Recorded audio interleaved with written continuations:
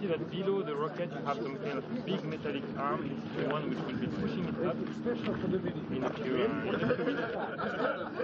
That's not about us. Yeah,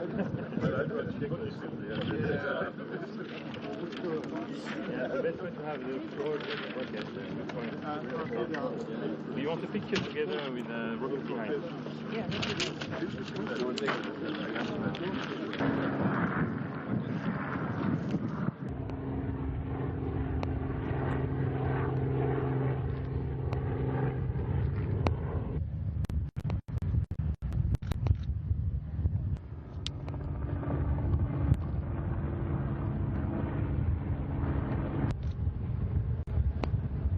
И он нам сейчас, где ветерок ощутимо, наверное, был.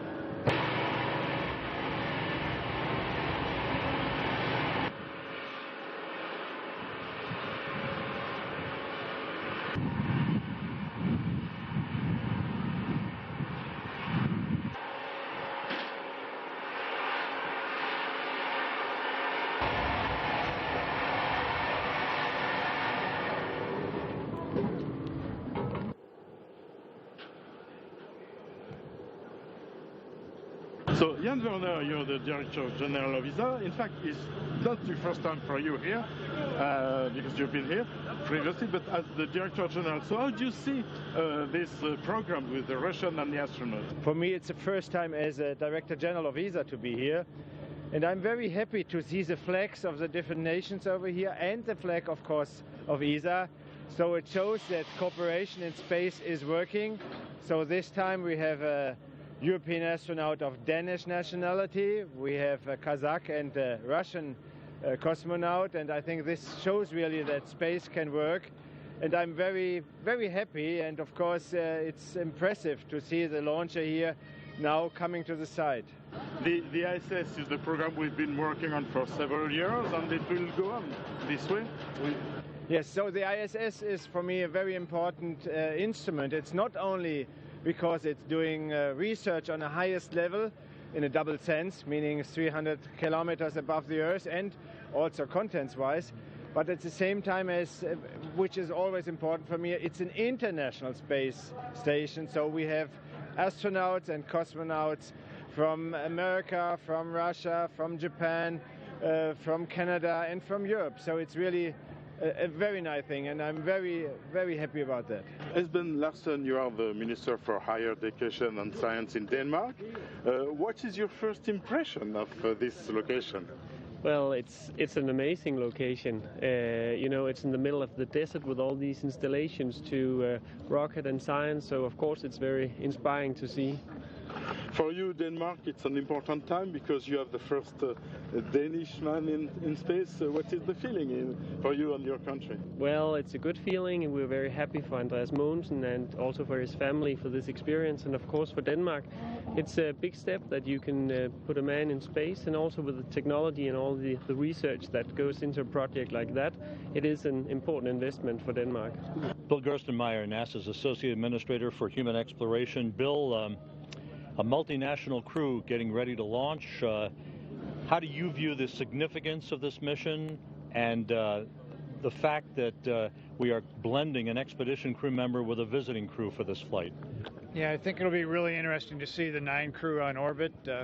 You know, the Danish have a very extensive science program planned for this short duration piece.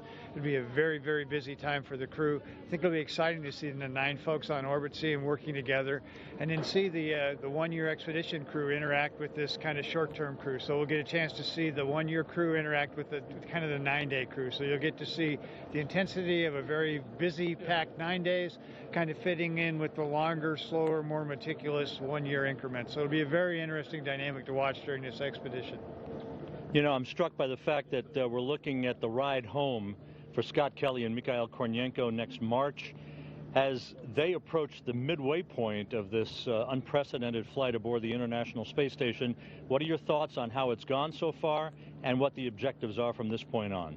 Again, I think it's gone extremely well from an overall science standpoint. The joint science between the Russians and the U.S. has just been outstanding during this 1-year expedition.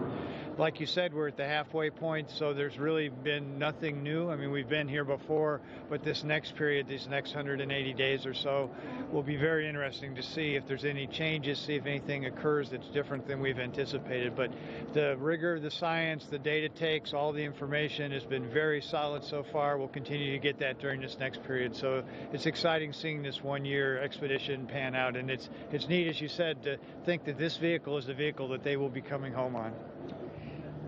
Mike Suffredini, International Space Station Program Manager. Mike, in your final days, after so many years as Program Manager, this has got to be a bittersweet, maybe a satisfying moment. How would you characterize your feelings as you watch the Soyuz being prepared for launch? Well, I think those are good descriptions, Rob. You know, 20 years doing this, I've seen the entire assembly, well over 150 flights to ISS to build this thing, to transition it to utilization, to see the commercial side growing, which is so important to the future of both ISS and our ability to do exploration in the future. The critical research going on, the first steps for exploration beyond low Earth orbit occurring on board ISS. It's very gratifying, and you know, the program is in super shape. The vehicle itself is in fantastic condition, very, very healthy. We're working on transitioning it to docking, you know, for the commercial crew, so we can increase the number of crew visiting ISS and doing important research on board. The management team in place is a very capable team, and of course the partnership is healthy and supportive, and so it's gratifying to have come this far with the team. It's great to see it's in good shape for the future. It's very, very sad to be stepping away from it, though. The legacy, you know, there's a multinational crew about to board this vehicle. This is the ride home for Scott Kelly and Mikhail Kornienko next March. You feel you forged an important legacy, not just for the technical aspect of what's been accomplished, but the international piece of this? Yeah, and I don't describe it as much a legacy as really the job we set out to do. And and you said it very well, and all of us who are involved in this business, who ultimately want to see us explore well beyond low Earth orbit, know we have to do it together. It needs to be a partnership with many, many countries. And we have forged a great start for the future of mankind in terms of exploring well beyond low Earth orbit. So, and from that respect, yeah, it sort of is a legacy. We've got this vehicle in orbit. It's doing all the important stuff we needed to do for our next steps, both in low Earth orbit and beyond. And we forged a fantastic partnership that'll be critical for our future in the years to come.